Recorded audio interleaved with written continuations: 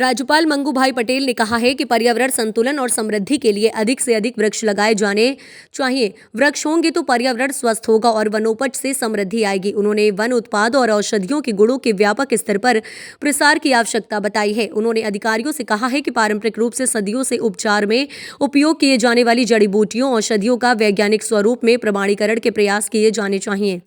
उन्होंने जनजातीय समुदाय में प्रचलित आनुवंशिक रोग सिकल सेल के बारे में बताते हुए कहा कि वह 21 प्रकार के रोगों का कारण होता है। वन विभाग और आयुर्वेद विशेषज्ञों से कहा है कि वह रोग के उपचार में आयुर्वेदिक औषधीय के अनुसंधान के कार्य करें। उन्होंने मेले के संबंध में नगर में लाउड स्पीकर पर सूचना के प्रसार की आवश्यकता बताई है। राज्यपाल पटेल राज्य लघु वनोपज व्यापार एवं विकास सहकारी संघ द्वारा आयोजित वन मेला 2024 के उद्घाटन समारोह को संबोधित कर रहे थे।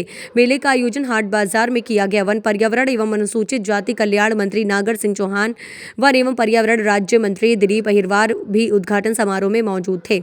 राज्यपाल मंगू भाई पटेल ने कहा है कि लघु वनोपज से समृद्धि के लिए वन मेले का आयोजन सराहनीय है।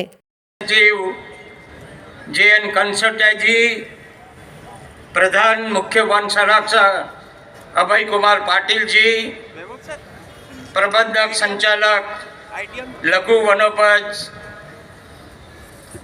संघ श्री विभास कुमार ठाकुर जी, अपर प्रबंधक संचालक श्री मनोज कुमार अग्रवाल जी, उपस्थित सभी अधिकारी मित्रों, सभी स्टॉल के मालिक, सब मैं समझता हूँ, सभी आदिवासी भाइयों और बहनों, उपस्थित महानुभाव भाइयों और बहनों, प्यारे बच्चों, मीडिया के मित्रों, राज्य लघु वनोपज सहकारी संघ द्वारा वन मेला 2024 के उद्घाटन समारोह में सम्मिलित होकर अत्यंत हर्ष की अनुभूति हो रही। मेले की थीम बताया लघु वनोपज से समृद्धि। बहुत से लोगों को मैं आग्रह करूंगा, ये वाक्य जो है उसका अर्थ सही में क्या होता है। लघु वनोपज से समृद्धि कैसे आएगी? समृद्धि, यहाँ सब स्टॉल लगे हैं, करीब करीब 100 स्टॉल लगे हैं, सब यहाँ सब बैठे हुए हैं, वो कुछ न कुछ खरीद कर ले जाएंगी, तभी आदिवासी की समृद्धि आएगी। ठीक है। लघु वनोपज के मूल्य संवर्धन, प्रसंस्करण आदि के द्वारा व्यापार को बढ़ावा देकर वन, सीमांत और जनजाति समुदाय के उत्थान में संघ की प्रतिबद्धता को प्रदर्शित करती है। मुझे बताया गया कि प्रदेश में लगभग 15 लाख परिवार, 37 लाख, जिनमें 50% से अधिक जनजाति वर्ग के सदस्य हैं, लघु वनोपज संग्रह से जुड़े हुए हैं। यह बताया गया कि दूरस्थ अंचलों में रहने वाले ग्रामीण, गरीब और वंचित वर्ग के परिवारों के आर्थिक, सामाजिक कल्याण और आजीविका का मुख्य आधार है। वनोपज संग्रह को वन उपज का उचित मूल्य दिलाने, बिचौलियों की दुष्कर से बचाने के राज्य सरकार के वन उपजों के न्यूनतम समर्थन मूल्य निर्धारित किए जाने की पहल की सराहना करता हूं। मुझे जानकर खुशी हुई कि वन क्षेत्र में रहने वाले मेधावी जनजातीय विद्यार्थियों की उत्कृष्ट शिक्षा संस्थाओं में शिक्षा व्यवस्था एकलव्य शिक्षा विकास योजना के द्वारा की जा रही है। ये बहुत बड़ी बात है, क्योंकि प्रगति की पाराशेषी शिक्षण है। बिछड़े हुए समाज गरीब क्यों है? क्यों अनपढ़ता है, पढ़े लिखे नहीं है, बाहर की दुनिया का कुछ मालूम नहीं है।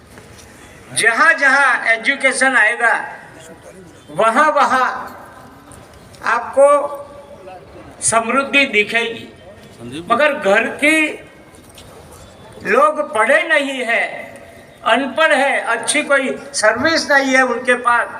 जो गांव में आवक का साधन जो है, तो उसमें जो वन उपज है, पौधे है, कोई औषधि वाला है, उसमें से जो आवक मिलती है उसमें से सब गुजारा करना पड़ता है। मैं समझता हूँ कि इसको समृद्ध लाने में संघ का जो जिम्मेवारी है बहुत अच्छी तरह से वो अदा कर रहे हैं। मैं उन सभी को बहुत बहुत धन्यवाद देता हूँ। सरकार ने बोरा का 3,000 से अभी सीधा 4,000 रुपया कर दिया। मैं समझता हूँ कि आदिवासी भाइयों को जो तेंदुपत्ता संग्रह कर रहे हैं, यह बताया गया कि 33 लाख 35 लाख जितने संग्रह कर रहे हैं, उसको अच्छा भी सीधा 1,000 रुपया का ज़्यादा फायदा हुआ है। ज़्यादा बात नहीं करना, मगर मैं 2-3 स्टोर पे गया, औषधि मैंने देखी। आप सभी आदिवासी भाई को तो मालूम है औषधि क्या है, क्यों भी वहाँ फॉरेस्ट एरिया में ही रहते हैं। मगर यहाँ बड़े कोट वाले, जो शूज वाले बड़े बड़े लोग हैं, वो औषधि को कितना जानते हैं मेरे को मालूम नहीं। बचपन में क्या होता था, जब भी बच्चे को स्कूल नहीं जाना है ना, तो एक बात बताते थे कि पापा आज मेरे पेट में बहुत दुख रहा है, मैं स्कूल नहीं जाऊंगा। कभी कभी बच्चा ऐसा ढोंग करता है नहीं जाने का।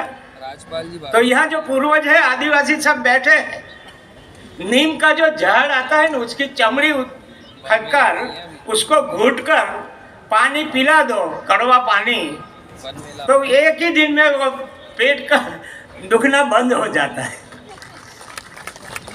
अगर बच्चा नहीं जाना करता है, वो ढोंग करता है, तो मालूम पड़ जाता है। दूसरा ग्लास दूं, नहीं पापा भी अच्छा हो गया, मैं जाऊंगा स्कूल। कभी कभी सर्दी जुकाम ज़्यादा आता है, उसमें भी जो सब है आदिवासी को मालूम है कि क्या करना है उधरस के लिए। आज के ज़माने में तो विक्स फार्मूला 40 लाओ, ग्लाइकोडिन लाओ, मगर पुराने लोग जानते हैं कि अडूसा का एक पेड़ आता है, और हरदर